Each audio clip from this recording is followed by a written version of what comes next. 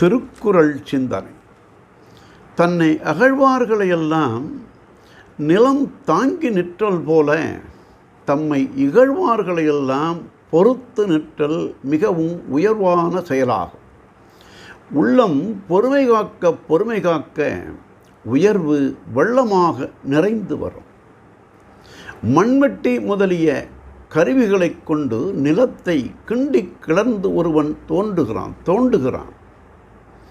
அந்த தோண்டுகின்ற துன்பத்தையெல்லாம் தாங்கி நிற்கும் நிலத்தைப் போல பிறர் எவ்வளவுதான் எள்ளி இகழ்ந்தாலும் அல்லல் பல செய்தாலும் அவற்றையெல்லாம் பொறுத்து நின்றால் உனக்கு புகழும் புண்ணியமும் பெருமையும் மாண்பும் பெருகி வரும்.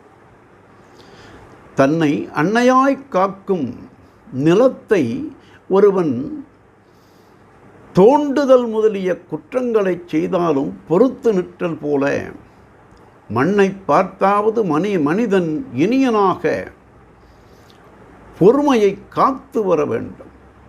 பொறையெனப்படுவது போற்றாரை பொறுத்தல் என்பது கலித்தொகை. ஆகவே புகழ்ந்தால் மகிழ்வதும் இகழ்ந்தால் வருந்தி சினந்து சீறுவதும் உலக இயற்கை. அவ்வாறு வெறுத்து வெகுளாமல் பொறுத்து அடக்குதல் அரிய செயல். அச்செயலை செய்வோர் பெரியோர் ஆகின்றார்கள் என்று தெய்வப்புலவர் பொறையுடைமை அதிகாரத்தில் அகழ்வாரை தாங்கும் நிலம் போல தம்மை இகழ்வார் பொறுத்தல் தலை என்றார். நாளையும் சிந்தனை.